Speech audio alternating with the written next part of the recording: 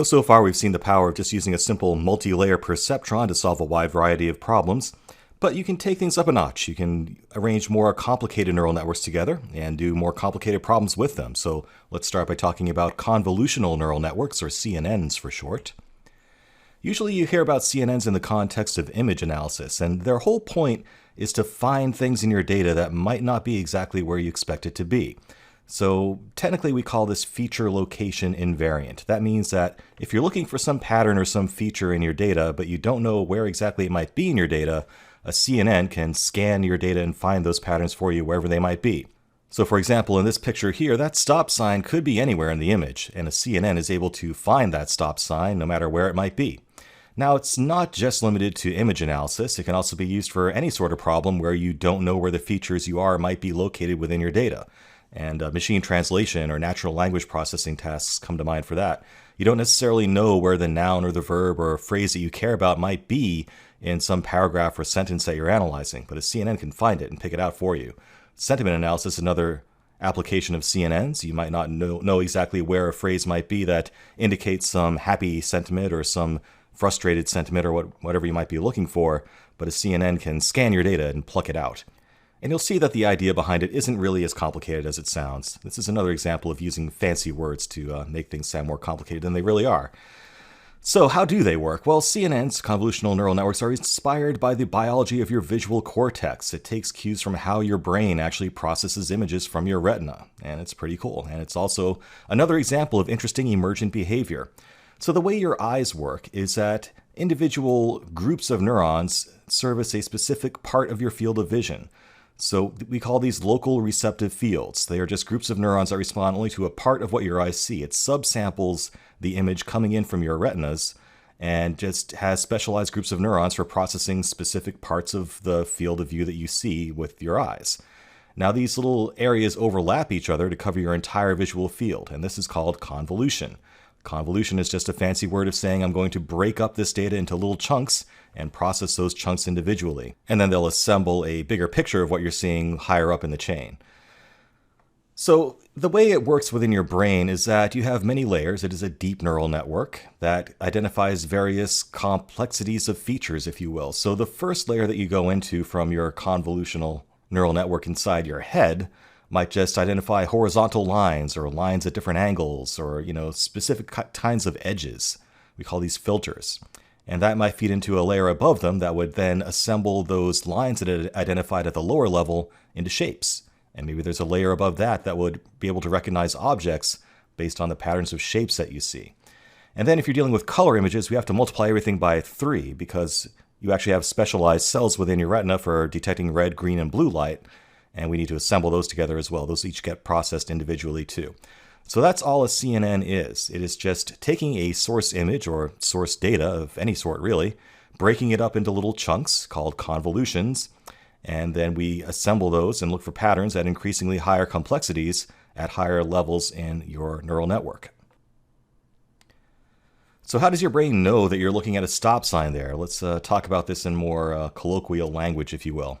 So like we said, you have individual local receptive fields that are responsible for processing specific parts of what you see. And those local receptive fields are scanning your image and they overlap with each other, looking for edges. You might notice that your brain is very sensitive to contrast and edges that it sees in the world. Those tend to catch your attention, right? That's why the letters on this slide catch your attention, because there's high contrast between the letters and the white background behind them. So at a very low level, you're picking up the edges of that stop sign and the edges of the letters on the stop sign. Now a higher level might take those edges and recognize the shape of that stop sign. It says, oh, there's an octagon there. That means something special to me. Or those letters form the word stop. That means something special to me too. And ultimately that will get matched against whatever classification pattern your brain has of a stop sign. So no matter which receptive field picked up that stop sign, at some layer it will be recognized as a stop sign. And furthermore, because you're processing data in color, it can also use the information that this stop sign is red and further use that to aid in its classification of what this object really is. So somewhere in your head there's a neural network that says, hey, if I see edges arranged in an octagon pattern that has a lot of red in it and says stop in the middle, that means I should probably hit the brakes on my car. And at some even higher level, where your brain is actually doing higher reasoning, that's what happened. There's a wire that says, hey, there's a stop sign coming up here, I better hit the brakes in my car. And if you've been driving long enough, you don't even really think about it anymore, do you? Like, it's almost hardwired, and that literally may be the case. Anyway, a convolutional neural network, an artificial convolutional neural network, works the same way, same exact idea. So how do you build a CNN with Keras? Obviously, you probably don't want to do this at the low-level TensorFlow layer. You can, but CNNs get pretty complicated. A higher-level library like Keras becomes essential. First of all, you need to make sure your source data is of the appropriate dimensions, of the appropriate shape, if you will. And you are going to be preserving the actual 2D structure of an image if you're dealing with image data here. So the shape of your data might be the width times the length times the number of color channels. And by color channels, I mean, if it's a black and white image, there's only one color, black and white. So you'd only have one color channel for a grayscale image. But if it's a color image, you'd have 3 color channels, one for red, one for green, and one for blue, because you can create any color by combining red, green, and blue together. Okay. Now, there are some specialized types of layers in Keras that you use when you're dealing with convolutional neural networks. For example, there's the conv2D layer type that does the actual convolution on a 2D image. And again, convolution is just breaking up that image into little subfields that overlap each other for individual processing. There's also a conv1D and a conv3D layer available as well. You don't have to use CNNs with images. Like we said, it can also be used with text data, for example. That might be an example of one-dimensional data. And there's also a conv3D layer is available as well if you're dealing with 3D volumetric data of some sort. So a lot of possibilities there. Another specialized layer in Keras for CNNs is max pooling 2D. Obviously, there's a 1D and 3D variant of that as well. The idea of that is just to reduce the size of your data down. So if I take just the maximum value seen in a given block of an image and reduce the 2-layer down to those maximum values, it's just a way of shrinking the images in such a way that it can reduce the processing load on the CNN. As you'll see, processing CNNs is very computing intensive, and the more you can do to reduce the work you have to do, the better. So if you have more data in your image than you need, a max pooling 2D layer can be useful for distilling that down to the bare essence of what you need to analyze. Finally, at some point, you need to feed this data into a flat layer of neurons, right? At some point, it's just going to go into a perceptron. And at this stage, we need to flatten that 2D layer into a 1D layer so we can just pass it into a layer of neurons. And from that point, it just looks like any other multi-level perceptron. So the magic of CNNs really happens at a lower level. Ultimately, it gets converted into what looks like the same types of multi-layer perceptrons that we've been using before. The magic happens in actually processing your data, convolving it, and reducing it down to something that's manageable. So typical usage of image processing with a CNN would look like this. You might start with a conv2D layer that does the actual convolution of your image data. You might follow that up with a max pooling 2D layer on top of that distills that image down, just shrinks the amount of data that you have to deal with. You might then do a dropout layer on top of that, which just prevents overfitting like we talked about before. And at that point, you might apply a flatten layer to actually be able to feed that data into a perceptron. And that's where a dense layer might come into play. So a dense layer in Keras is just a perceptron, really. It's a layer of a hidden layer of neurons. From there, you might do another dropout pass to further prevent overfitting, and finally do a softmax to choose the final classification that comes out of your neural network.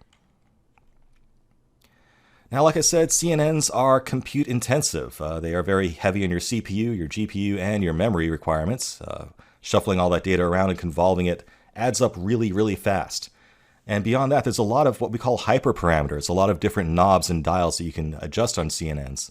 So in addition to the usual stuff you can tune, like the topology of your neural network, or what optimizer you use, or what loss function you use, or what activation function you use, there's also choices to make about the kernel sizes. What is the area that you actually convolve across? How many layers do you have? How many units do you have? How much pooling do you do when you're reducing the image down? There's a lot of variance here. There's almost an infinite amount of possibilities here for configuring a CNN. And often just obtaining the data to train your CNN with is the hardest part. So for example, if you own a Tesla, that's actually taking pictures of the world around you and the road around you and all the street signs and traffic lights as you drive. And every night it sends all those images back to some data server somewhere so Tesla can actually run training on its own neural networks based on that data. So if you slam on the brakes while you're driving a Tesla, at night that information is going to be fed into a big data center somewhere, and Tesla's going to crunch on that and say, hey, is there a pattern here to be learned of what I saw from the cameras from the car that means you should slam on the brakes in the case of a self-driving car? And if you think about the scope of that problem, just the sheer magnitude of processing and obtaining and analyzing all of that data, that becomes very challenging in and of itself. Now, fortunately, the problem of tuning the parameters doesn't have to be as hard as I described it to be. There are specialized architectures of convolutional neural networks that do some of that work for you. So a lot of research goes into trying to find the optimal topologies and parameters for a CNN for a given type of problem. And you can just think of this as like a library you can draw from. So, for example, there's the LINET5 architecture that you can use that's suitable for handwriting recognition in particular. There's also one called AlexNet, which is appropriate for image classification. It's a deeper neural network than LINET. So in the example we talked about on the previous slides, we only had a single hidden layer, but you can have as many as you want, really. It's just a matter of how much computational power you have available. There's also something called Google LINET. You can probably guess who came up with that. It's even deeper, but it has better performance because it introduces this concept called inception modules. They basically group convolution layers together, and that's a useful optimization for how it all works.